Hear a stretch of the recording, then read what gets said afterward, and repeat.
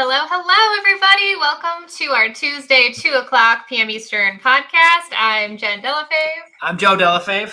And today we are super excited to bring our friend Ray on. He has an incredible story and truly inspirational, but he's also a super funny guy. So I know you guys are going to get a kick out of today's episode, and get your notepads ready. He's going to drop some gems for you. Thank you, Jen. Joe. Yeah, I was lucky enough to get to meet Ray a little over a year ago at a mastermind that we're all in. And he sat pretty close to me, the one we did in Jacksonville. And I was like, wow, I got to listen to his story. I'm like, my gosh, just such a cool thing. Got a lot of just tons of value. So bring your pencils and paper today because, like I said, Jen said, this is going to be a great one. So Ray, welcome. Thank you so much for coming. Dig in. Who's Ray? And yeah, I kind of look like Ray, but I'm the new Ray now. I lost the old Ray. I lost about 30 pounds in the you're few months. Getting buff now? Not yet. I wish. But anyways, I came from China about 12 years ago, and then I became homeless. And after so many years of trying different things, I started to do land flipping about 5 years ago. Now I flip land full time. It's been a very good thing for me to do because I love freedom and I love to be anywhere, everywhere I want to be. And I went back to China for 2 weeks. I did some deals there, even though that was super hard. But it's definitely doable no matter where you are as far as land flipping. So Ray is an expert at flipping land. Well, can we even break that down real quick? Like, what is land flipping? Flipping land. So if somebody's tuning in and maybe they've bought a rental property, but kind of explain a little bit about flipping land. Yeah, there's different strategies of flipping land. What I do is I buy and sell infill lots. Infill lots is in the city and you see a lot of houses in the middle of it. There's a land. That's what I do. And you can definitely do other stuff. There's people buying and selling rural land in the middle of nowhere. And there's people buying a huge parcel and subdivide them, which I'm learning right now. But you can do all kinds of different things. Wow. So in neighborhoods, there's already a bunch of houses, but then you'll find like that one lot that maybe they didn't build on, or there was a house, because that happened to us. We had one where they had a fire and they removed the old stuff and it was just an empty lot. And that was one that we just kind of similar. So what Ray's specialty is, what he's talking about, was how to find these in these developed areas and now flipping them. What does that mean? Like you're buying them and like you just... Yeah, buy super cheap, and because a lot of people don't know how much the land is worth.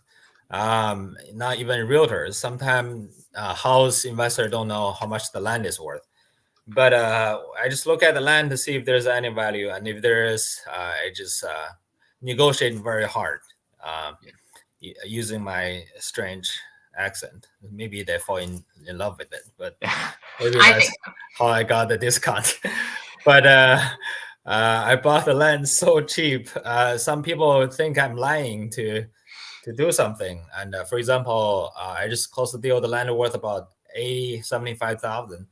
I bought it for $15,000. So wow, are like that every day. So the neat thing about land is there's no roof, there's no windows, right? There's no how's the foundation, how's the electric. There's none of that. No squatters. Yeah, no toilet, no trouble. Yeah. No toilets. No so I want to dive into that. Definitely do. And by the way, Ray, you are getting some shout outs. I say, let's go, Ray. Ray is the man. Mm-hmm. So you're getting a lot of love already. So there's a bunch of people who already know you. But for some of the people who maybe just are seeing Ray for the first time, what were you doing before you came to America? You were living in China. I was a professional gamer. I was playing a game called Counter-Strike, shoot each other. Yeah. But I was like, this game is fun with the guns. And I didn't know one day I could own some real gun. And I think when I was there, a guy inspired me. His name is Donald Trump. Either you like him or not, but he inspired me to know more about America. And it's a land of freedom, everything. And that's why I came here. So you come to America, And so you come with family, friends. Did you know anybody here? What was that like? I wish I know you. I can stay with you for a little bit. And I just went to Hawaii to study without knowing anyone. And at the beginning, it was tough, and nobody understood what I was talking about, but I kept talking. I don't care, right? So, and they don't know what I'm saying. I don't know what they're saying. But after about 2 years, we can kind of communicate. But that was hard at the beginning. Right now I can understand you guys about 20%. 20%. I was gonna say it's got to be between like 20-30, right?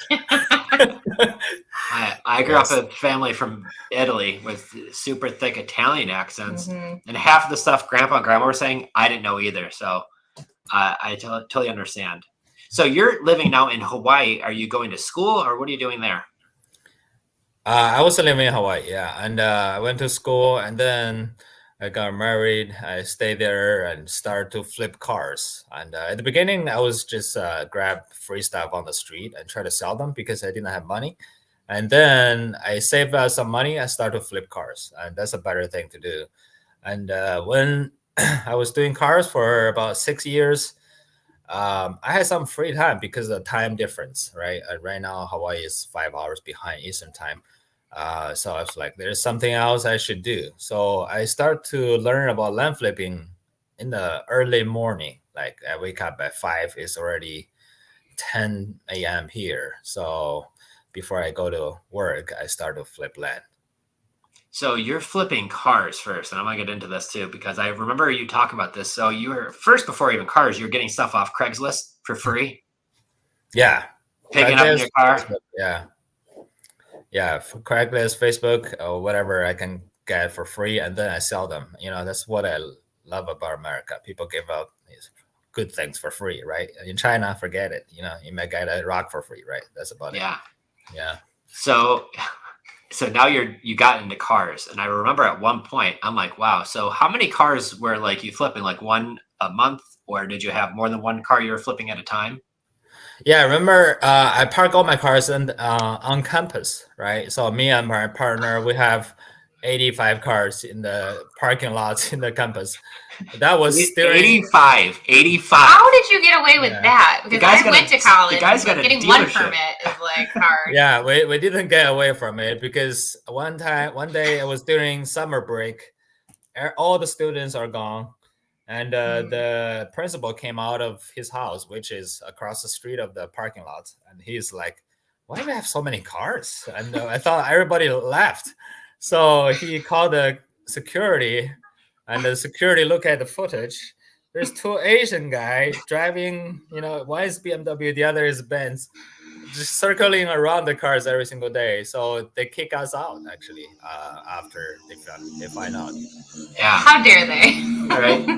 But talking about being such this is why I love your story because talking about being resourceful since day one. You're finding free stuff that they're giving away on Craigslist and on Facebook in the free sections. There's tons of them, and then you're selling that. Raise some capital to start flipping cars. Got to the point where you have a fleet of cars. Great. I used to work at a car dealership. To have 85 cars in your inventory of used cars, that's fantastic. And all my car friends listening, they're doing some great business. So you get kicked out, but you're learning land in the meantime. Right. So what is that like? It was hard. I got kicked out. I had to go back to China because I don't have the right visa anymore. And then I came back with a tourist visa. And I just came here and I met my wife, who is American. So we got married, and she saved me. I started to flip cars again. And then after a couple of years, I started to flip land, right? Yeah, and I want to dial back to that. So obviously you're showing like the tenacity, the grit, you're literally taking nothing and turning it into something. But then now you've got a job and you're getting up 5 o'clock in the morning to work until, a little bit later. And that says so much because I think a lot of times, like the average person, they'll sleep in almost past their alarm clock and they're rushing out the door. And then, you know, they hate their 9 to 5 and they're barely making ends meet. So to share this story, like, I hope people kind of opens their eyes a little bit, because if you take that time, even when you think you don't have it, and you make that time, you know, tell us a little bit more about, you know, the money that you're able to make and helping these people out that are just sitting on land that they're not doing anything with. Yeah, everything you want is in the planning, right? And you just have to see a little bit further than what you have right now. If your business is doing good right now, you know someday it will be not very good. So you have to plan ahead of time, not during the hard time. So that's what I did. My business in the car flipping business was very good. I thought I was making little money, but apparently I was making a lot more than the normal dealership. But Really? You didn't have any of the overhead. Oh, that's true. yeah. You didn't have to pay the lot boys. Yeah, there's no lot attendant. He's doing that. He's doing sales. I mean, he's doing the DMV work. He's doing all of it. And there's no like fancy dealership to have to pay every month for rent, because he's parking them in creative places. Yeah, it's all free parking. But land business is much better than cars, because once you leave your territory, you cannot do cars anymore, but you can still do land. You can do it nationwide, no matter where you are and no matter where the market is. So you can do it when you are somewhere in the world, and you can do it anywhere in the country. So that's why I love land flipping. And the most important thing is people don't have emotion attached to land, so they don't care about those land. They just want to toss it away. I got 5 parcels for free. I posted a video the other day. The land literally worth 100,000 total, 5 of them. And I paid closing costs plus some back taxes. And there's another survey I have to pay about 7,500. And so that's almost more than maybe 1,000% return. It's, just people don't really want their land. Small portion of them don't want it, but well, and that's a great example, because when I'm trying to buy somebody's house, sometimes maybe they don't have much of a tax, but usually they do. They're very emotionally attached to that, and they feel like because it's their house, it's worth more many times. But what you're saying is, with a parcel of land, between 2 houses, it's just some grass, maybe not even, maybe just dirt, right? And so it's hard to have that personal attachment just to a bunch of dirt. And so that's maybe why you're able to get these discounts. And obviously they still have to pay for taxes and stuff, why it's just sitting there as dirt, right? Yeah, absolutely. And people don't like the land for different reasons. Some people think, the land costs them money. Some people think, why my dad gave me this piece of junk, right? So some people just don't want it, and they don't care how much they get, and they don't know how much the land has appreciated, right? So there are many land. Yeah, absolutely. The good thing about land is, another thing is, you can start from any budget. With houses, of course, you can do wholesaling, but it's very hard right now. But with land, you can start with a couple hundred if you don't have a lot of money, because some land is just that cheap. So if you were in Hawaii, like where did you start looking at to flip land? Was it in Hawaii, or did you look at different states? Yeah, my first land was in Colorado. It's out of nowhere, 5 acres. I bought it for 1,000. I sold it for 2,500. And then I discovered this guy who owned about 300 parcels in the same area. So I bought 150 of them, 10 at a time. And I wasn't sure if that could sell, but I sold everything within 4 months. Wow. Yeah. So talking about finding one seller turned into a little bit of a gold mine for you. Absolutely. And there is something like that in any county. And right now I do deals in Hawaii too, but not in the Honolulu, the expensive one. They have some cheap island in Hawaii. So I buy them for like 10 grand, sell them for 30, 35. Now, when you buy the land, are you having to do anything to it? Because obviously it's not like a house, right? So do you have to like mow the lawn? Is that about it? No, I just have to look at the Google Earth on it. That's about it. I look at So what is it like on Google Earth. That's it, yeah. right? And I don't need to mow a lawn. I don't hire people to do anything. Right now, I'm kind of learning how to add more value by subdividing them. But even subdividing them, you don't have to do a lot of work. You just have to hire a survey, and the survey, kind of do their drawing, and they submit it. That's it, right? So for the small minor subdivision. But majority of the time, I never been to the land I've flipped. I've been to about less than 10 of them. Well, I definitely want you to share one story because I caught you in your Instagram stories one time, and you had a seller, I believe, that didn't think you were real, or they thought you were a scam. And Yeah. you actually hopped on an airplane and showed up. And I think you got that land deal. Do you Yeah. want to? Yeah, that happened for some time, and sometime I get bored at my home. I start to You get bored? to because I don't go anywhere, right? So Florida, the place I'm at, is kind of boring, Jacksonville, right? So sometimes I wanna go travel somewhere. So I just go to the seller's home and surprise them. And sometimes there are old people. They just don't trust our young guys. And I showed up and show how sincere I am, and then they gave me the deal. And one time I show up at this old guy's home in New York, and I bought the land for 30,000. The land worth 70, and I put it under contract, and then I left. And in the same exact afternoon, another guy flew from other state to him and to try to get the land, but he was about a couple hours late. Oh my gosh, I don't remember that part. Yeah. I remember you actually, Jen showed it to me, Yeah. like you actually living it live. And I'm like, oh my gosh, like you're going to New York. Now, was this lot in New York or is it in Florida? It was in Florida. So And, you found a guy who lives in New York but's got a lot in Florida. You Yeah. guys are chatting, and did he think you were like a scam at first, or he didn't believe you, or? Yeah, I'm not sure why. Maybe my accent again. Every time he just had my phone, when he hear my voice, no matter what phone number I use, I was like, this is unbearable, right? I gotta go talk to him.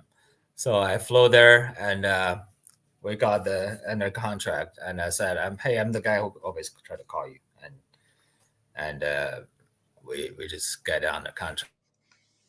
That's just crazy, though. Somebody else was on their way. So if you had caught a different flight or didn't go at all, then you wouldn't have had that deal. Well, and did it kind of take it a little bit further?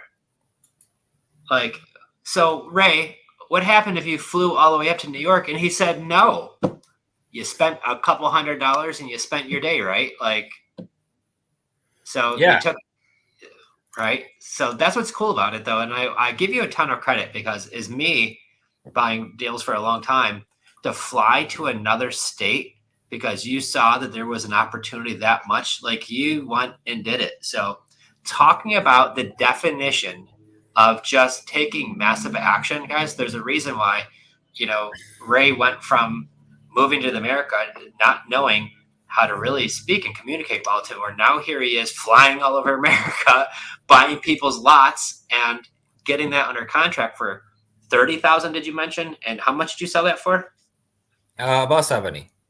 Oh, I mean, I would love to do that with a whole house, better yet some dirt, right? Yeah. So And after I bought the land, I didn't just flow back. I bought a car locally in New York, and of course, and I drove back. The car profit covering the entire cost of the trip, and also more 2,000 profit just on the car. Minus all the costs of the flight costs, the fee, the lunch, dinner, everything. I hope you're writing a book. Right. So that's why I said everything you want is in the planning, right? So I didn't just fly there to meet him.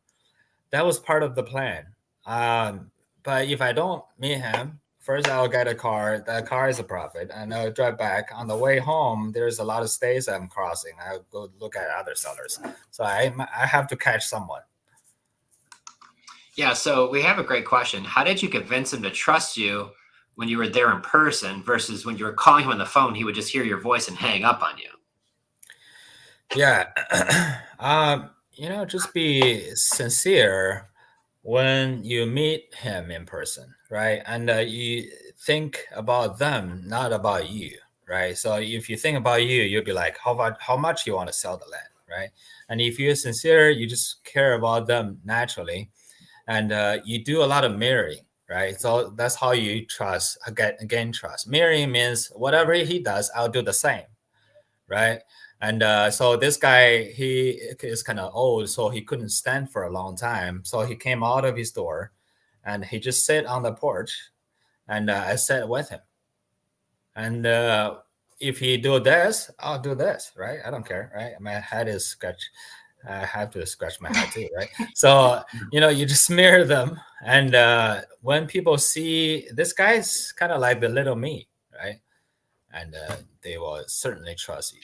So this takes a lot of small things, right? So did you just happen to know that, or did you read that from somewhere? Yeah, I read it from somewhere. Maybe one of the negotiation books. I forgot the name, but Yeah. I mean, maybe that's Never Split the Difference. Maybe that's the one. Yeah. I was gonna say, you tend to like to read a lot of books. Do you find that it helps you in this career path?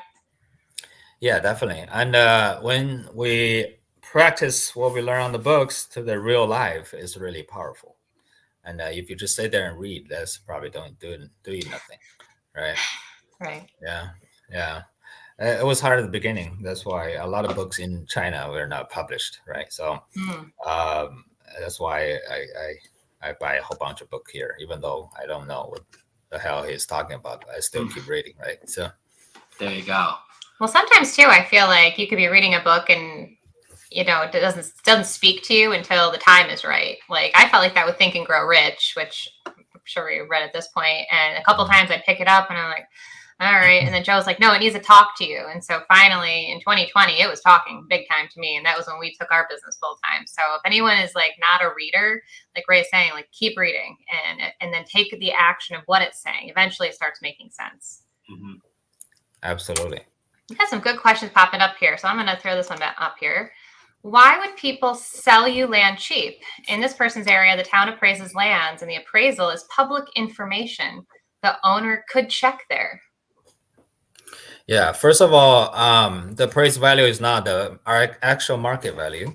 So we get a natural advantage because normally the market value is higher than the appraised value. So even though a lot of the landowners think their land is worth the appraised value, if they happen to sell it to you at that price, you instantly get some profit in most of the cases, right? However, I don't pay the appraised value. I pay a lot cheaper than that. As far as why, everyone is different. Everyone has some reason. Maybe they don't like their land for some reason. Maybe they have some trouble in their family or their life. They need money. So everyone's reason is different. But if you have a land and a house and you happen to have a family problem, which one would you sell first? Right? You probably won't sell your house. You sell your land first, right? And maybe they want to sell their car too. And bingo, I got both of them, right? So it's just that people don't have a lot of attachment to their land. And most of the cases, people really don't know if their land is worth how much, because they bought it 20 years ago for like a couple grand. Now the land worth 60,000. They don't even know, right? Well, and I think about the land deals that we've done. I mean, Jen legitimately found one on Facebook Marketplace because she was looking through like garage sale thing and found a lot. And she looked at me, she's like, Joe, this seems really inexpensive. They wanted $9,000 for it. We knew we negotiated. At least they would take us $8,000, but we bought it for $8,000. We sold it for $26,000. And when we drove by the lot, there was actually like a for sale sign, like a handwritten for sale sign by owner there. Tons of cars are driving by, but nobody called the people and knew there was a deal just sitting right in front of everybody.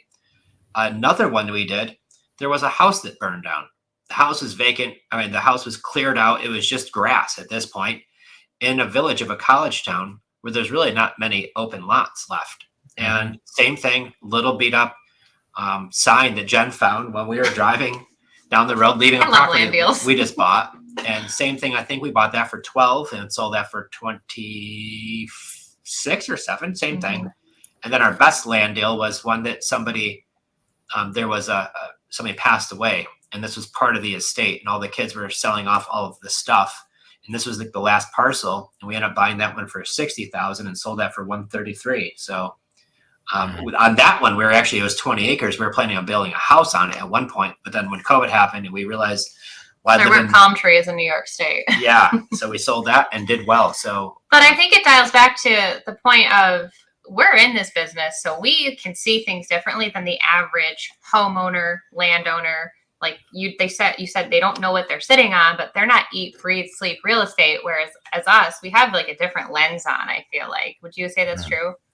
Yeah. Also, different people value things differently. For example, this pair of glasses I just got from China. And if I bring it here to a Costco, you might think this pair of glasses is worth $200, and people are willing to pay for it. However, I bought it for $30 in China, and with the glasses, and how much it was worth to the seller who sold it to me, right? And that might be $5 when he bought it. So it's just the same thing with land. To the builder, the land worth a lot of money. And to me, the land worth not too much money, and to the seller, maybe worth even less. And I'm just the guy who try to bring it to the real value. And the same thing with everything you see, right? Well, and that's part of it. So the one thing I've always learned is people will definitely trade dollars for speed and convenience many times. And if I have something I'm just sitting on that, like, I'd love to sell it, but I'm not actively pursuing it, and then somebody calls me or reaches out and said, I want to buy this, and here's some cash, a check, but you know what I mean? Here's money for it. I want to buy that. That's made my life a lot easier. Absolutely. And for a lot of people, there's also tax write-offs, things like that, right? There's many other benefits to why maybe selling a parcel at a big discount brings value into what they're trying to do. I know I mentioned one story. You bought like $100,000 lot for like $1,700 because of the lady was able to write off some of the losses because she was planning on building there. Do you remember that story? Yeah, she paid $125 for the lot. It's an ocean front, and she was willing to sell it to me for $700. That's what it was. And she wants a tax write-off, right? And so people are selling the land for different price for different reasons, and people are willing to sell their land with, like you said, to trade for speed and the cash. And that's why every time I go buy a car, I get cash and I count in front of them 1, 2, 3, 4, 5, 6. You see 1, 2, 3, 4, 5, 6, and they look at the cash and they forget about how cheap they sold the car. Yeah, money talks, buddy. Certainly does. See, you know the language just fine. Yeah. Cash is $100 bills. Yeah, exactly. What channels are you using to sell land? I just use a realtor to sell it for me. Keep it simple. Yeah, and that's why I can do it nationwide and in many counties because I don't have to worry about building a cash buyer list. Yeah, that's smart. Yeah, so are you doing like a flat fee where you list it yourself, or are you actually hiring a local boots on the ground local realtor professional to help you with that? Yeah, I will hire them before I buy it and let them check the land if there's anything wrong before I actually pay for it, because I don't want to buy the land and there's something I don't know because I'm not going to go there and check it myself. So they tell me how much they think the land is worth. So if we want to sell it fast and they tell me a number, I compare that number to the purchase price. And if they tell me the number is too low, I'm buying it so high, I'm not going to pay for it.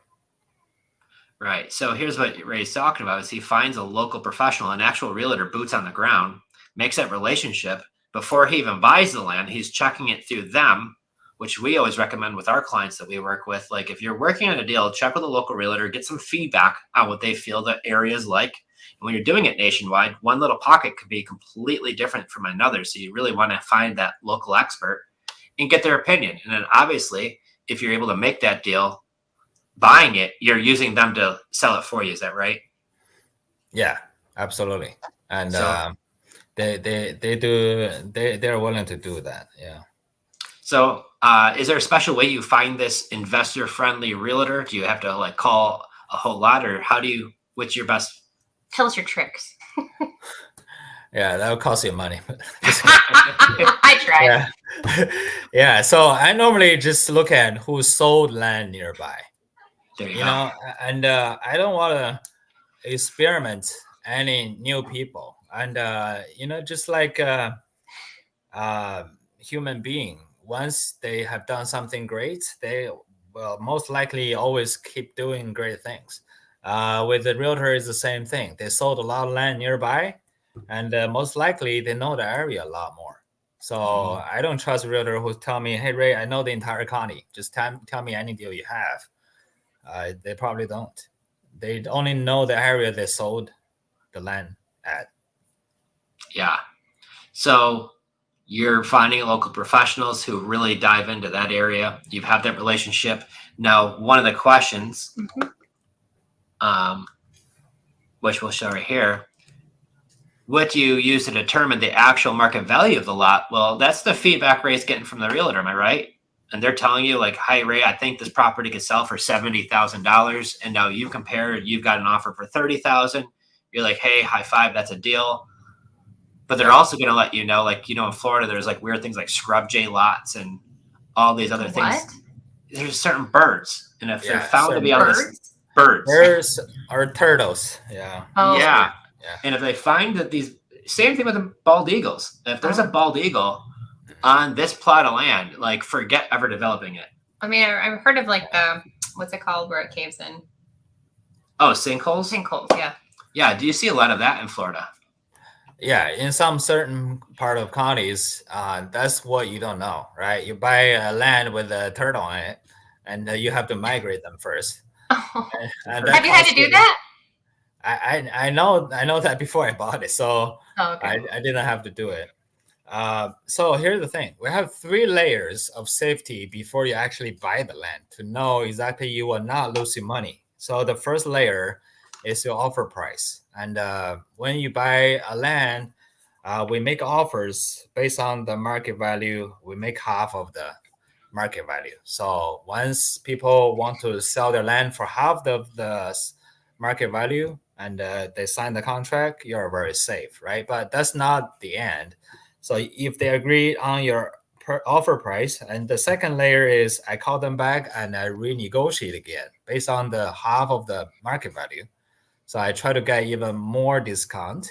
And if they ever agree, I use that number to compare what the realtor has to tell me. So the realtor, normally they don't believe me how much I bought the land for. And normally they're so much cheaper than the market value. So, less likely you'll lose money. And then once you have it under contract, you're probably doing a little bit of due diligence with the realtor to make sure there's not turtles or birds or weird things going at the lot, to make sure that at that price you have, you've got a clean deal. And once you close on it, you're able to then list it right away with that realtor. Am I right? Correct. Yeah. Yeah. There you go. Yeah. Is there like an average turnaround time from when you get it under contract to when it typically sells? I mean, I know it can be kind of a crapshoot. But... Yeah, so to close the deal on each side is about 2 to 3 weeks, and to list the land and sell it typically is very fast. Right now, we sell it very fast because we list it very cheap, right? We don't try to market the land as a market value. We list it slightly below it. So everyone else is selling for, let's say, 50 grand. We list it for 45. Nobody can compete with us. Why I'm able to list it for 45? Because I bought it so cheap. So it's all trace back to the beginning, right? Yeah. So the money's made not when you're selling, guys. It's when you're buying.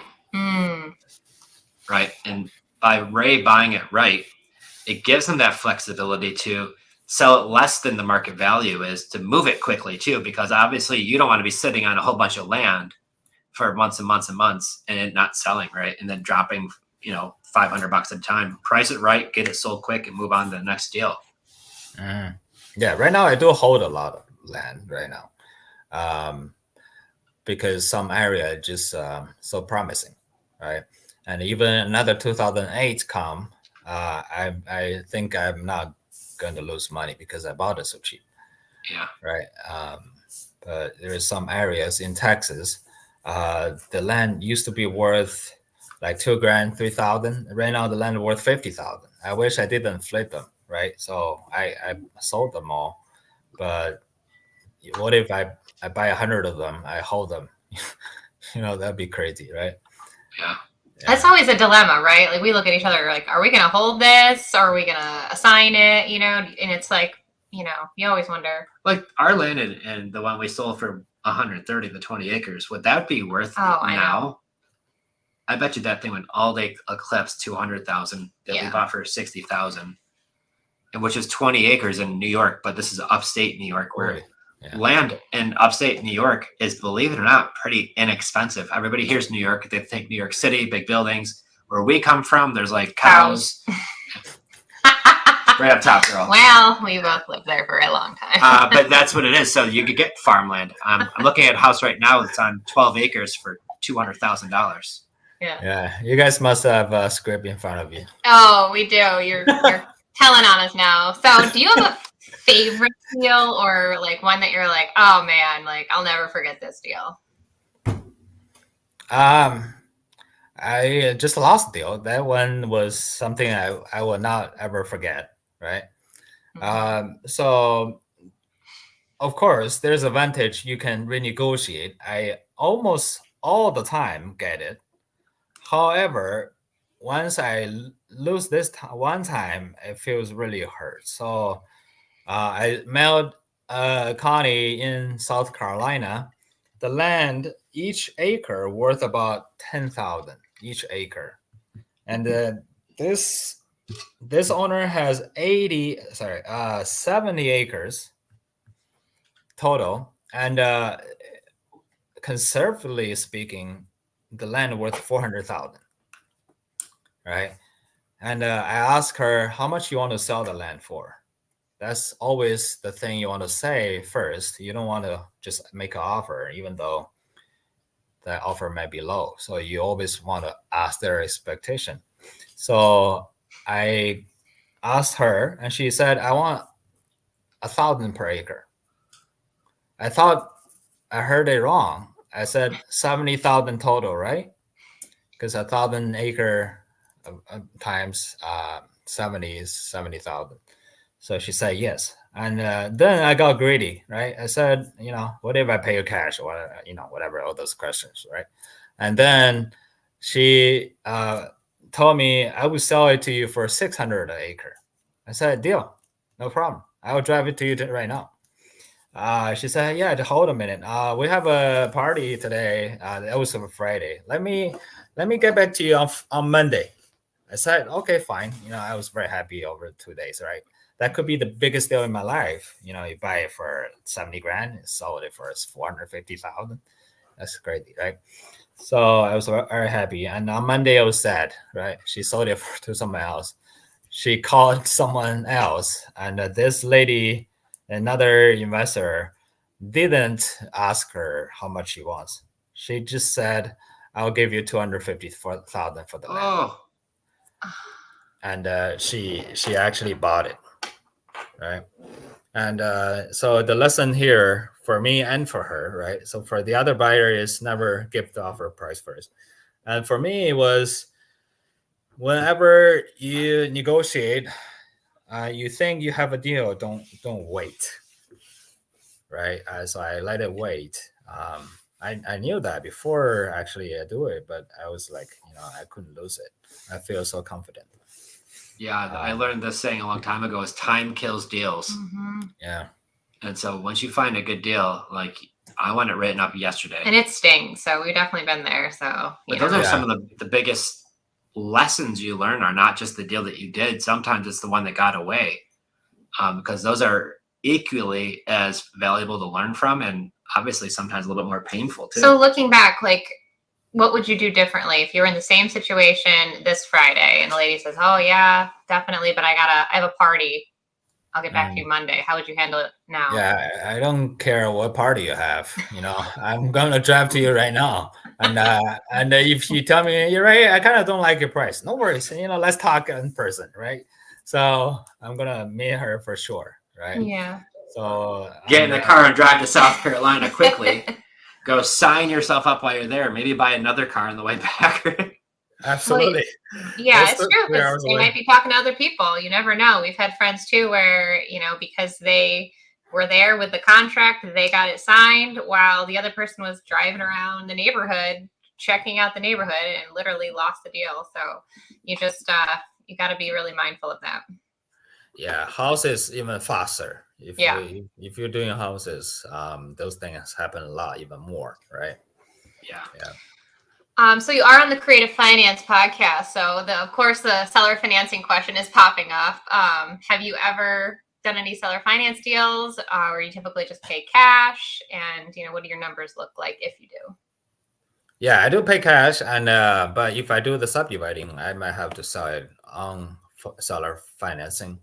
And I have a lot of friends who does that, and they make a lot of good cash flow. That's all very good. They buy the land for cash, let's say for $5,000, and they sell it on terms for a couple hundred.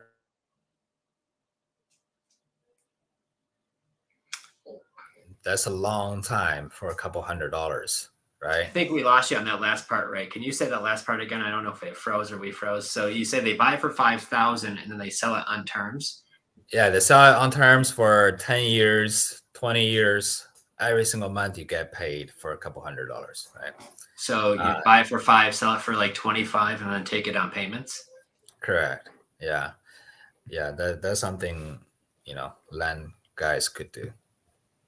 Yeah. So do you prefer cash, or do you like some of the seller finance deals when you're buying?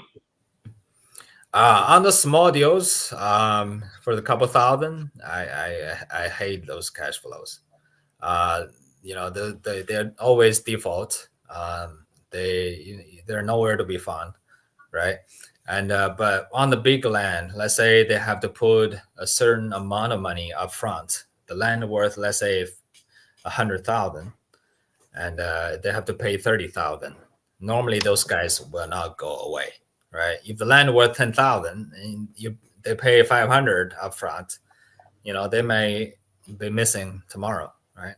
So the big money down, guys, keeps them more into the deal because they've got something to lose now. So on some of these bigger deals where they are putting down a large chunk, they're more likely to pay you because they're afraid to lose that big chunk of money. But if you're dealing small little lots that don't cost a lot, collecting a $500 down payment, if they don't pay you, they lose a lot. They're only losing the 500. So, I mean, that could be good and bad though too, because you could just resell it over and over again. But yeah, it's still that's work too. Yeah, you kind of wish they don't pay, At times, yeah. So skin of the game is what they call that. That makes sense. So Such a weird here you phrase. are. Think about this, guys. A young man in China as a professional gamer. And if I'm ever getting to play that game, you're going to be on my team just so we win. But you come to America and turned what you came from into legitimately the American dream of being self-employed, growing your business, doing land deals all over the country, traveling. So what does your business look like today as far as what your life is like? Yeah, about 4 months ago, I really committed to do more deals. That's why I sent a lot more mailers back in October, right after we met in the mastermind. And then, since then, I got about 130 deals in the past 4 months. Of course, drains a lot of cash, but those deals are pretty good. It's worth about 1.3 million right now. Just I got from the last 3 months. I paid about 450,000 for all that. Wow. Yeah. So you paid $450,000, and it's going to turn into a $1.3 million total. Yeah. So on marketing mailers, approximately how much are you spending? Just to kind of give people a picture of, like, when you say you sent a lot, like, what is that? What is a lot? I used to send about 20,000 mailers per month. But the last That's a lot. the last 4 months I've sent about 100,000 mailers per month. Oh. Yeah. 100,000. And what does that cost approximately? About 60 cents each. Okay. All right. So about 60,000 a month you spend on marketing. Mm-hmm. Yeah, but right now I kind of slow down again. Right now about 50,000 mailers per month. But you don't have to start there. You can start with a couple thousand, and you can still get a lot of deals. Land is easy compared to houses, but it will not be easy 5 years later. So everyone is doing land, right? It will be a day like that. Yeah. Right. Like wholesaling kind of took off in the last couple of years. And so how are you funding your deals? Is a great question we had just come in. Yeah, I just borrow money from Joe. Wait, I'm not seeing the return. Yeah, so I got some money on the side I don't use. Well, OPM. Yeah, it's better than cash. Another thing I want to talk about is I see a lot of people falling because they earn money and then they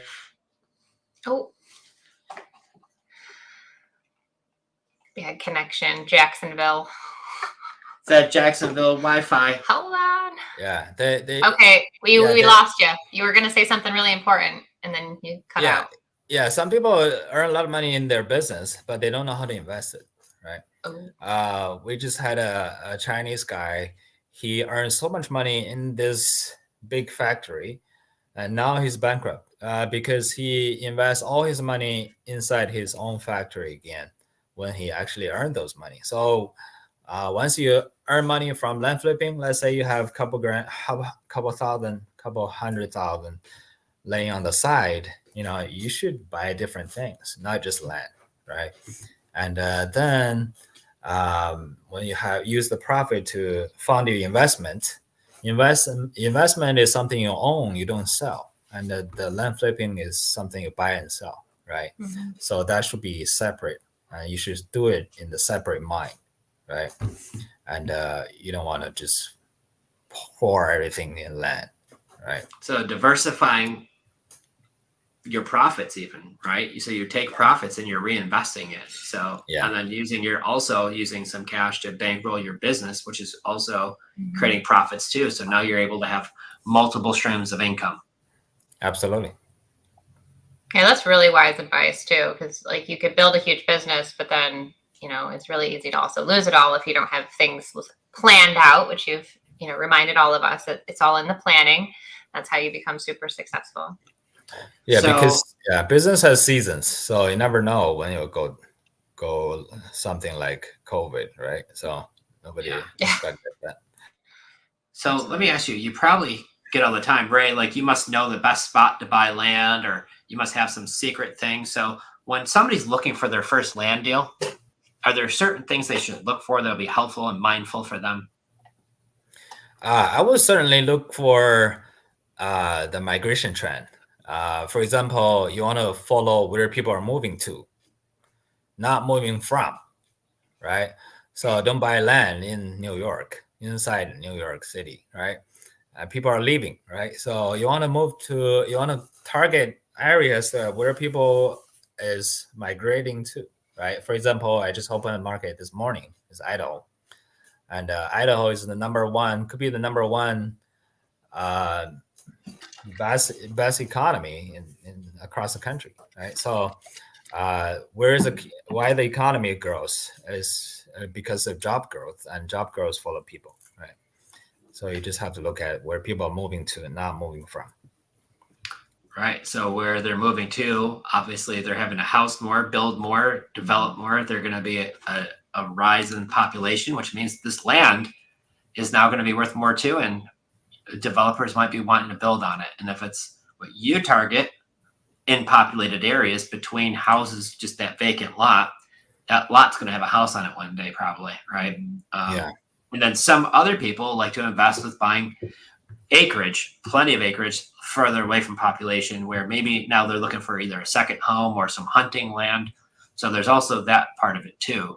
But it sounds like you really look for that one certain thing, info lots, growing areas, which is very smart. Yeah, that was kind of a question, so I want to throw it up there, how you're kind of setting yourself up like a buy box, researching the up and coming areas, like you said. Because so like when you say New York, people live in New York City, but upstate New York, where we're from, like houses aren't lasting. So I'm sure land value is probably And that's what's kind of interesting. I talked with my realtor friends, and down here in Florida where we live, we're just between the Sarasota, Tampa area.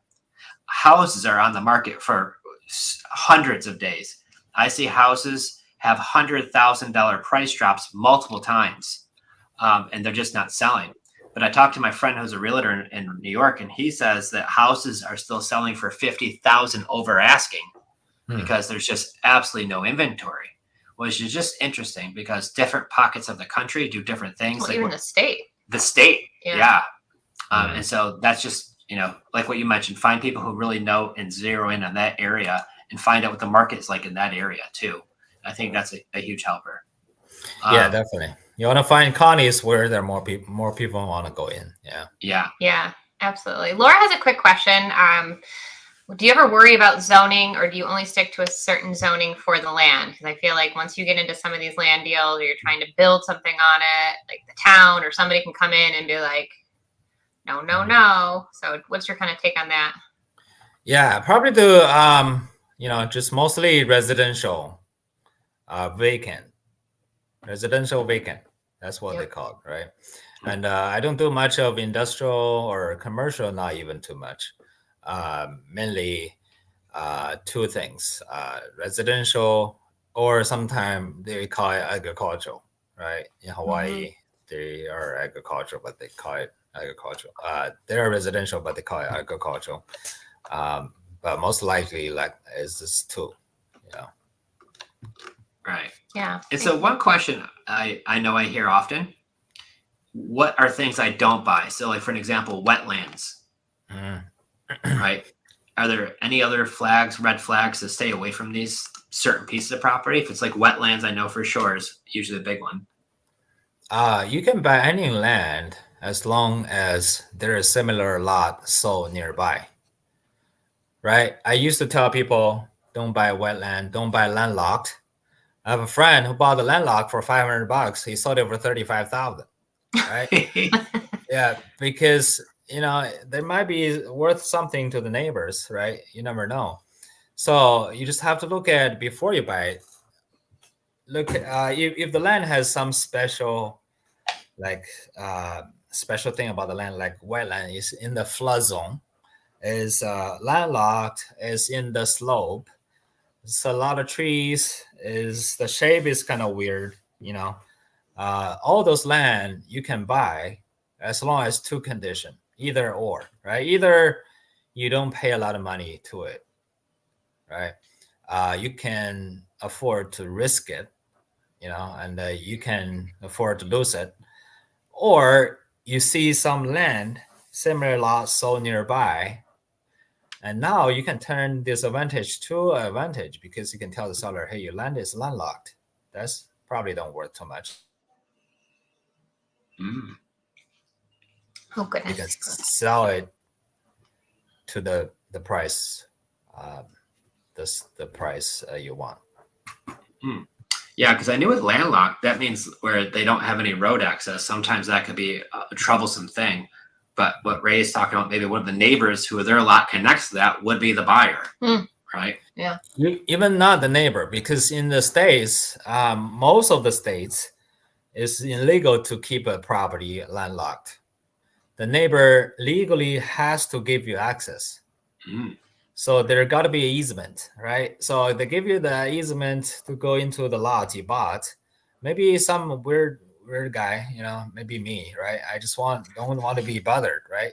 So don't bother. I want to go into my safe house, right? So they go to the landlocked property. They just want to be alone, right? So there are some people buying it, right? Interesting. Wow. Yeah. Well, And the main thing is you are not the market. Don't predict the market like what you like. Yeah. Yeah. My gosh. You dropped so many gems today. So I hope if you're listening, you can go back and catch the replay again, from mirroring and connecting with people on a human level. We always talk about that, and just really caring. And then also just giving us some just sage advice, right? Plan it all out. Don't just get in the airplane and fly up there without an actual plan. You had it all, figured out before you even did that. So that was an awesome story that you shared with us. You shared so many stories today. Yeah, it's always good to be with Joe and your daughter, Joe. Yeah, I know. Yeah. But you know what, guys? If you want to hear more, because Ray always has the most awesome stuff he shares, you got to give him a follow on social media. Ray, where's the best place our followers could follow you? Because if you don't, you're missing out. You got to check out what Ray's got going on. Mm-hmm. Yeah, just go to Instagram, and my tag there is virtual flip land. One word, virtual flip land. So virtual flip land, give Ray a follow. He shares a ton of great advice on his channel, a lot of great wins, some really amazing stories. That's how we were following him on that one where he flew to New York. And that's just like the tip of the iceberg, guys. He's got so much other great things to share. So yeah. Thank you so much, Ray. We really are excited to bring the best of the best on our podcast. So thank you so much for taking your time, and I hope you can enjoy the beautiful weather. Our sun is out today, so we're excited for that, and we'll see you next month in a couple of weeks, really. Yeah, see you at the Family Mastermind. Awesome. Well, take care. And everybody else, you'll be able to find the recording on YouTube, Creative Finance Playbook with Joe and Jen, and also wherever you listen to your podcasts. So thank you guys so much, and we'll see you next week. Thank you, Ray, so much for coming, and we'll see you guys soon. Bye.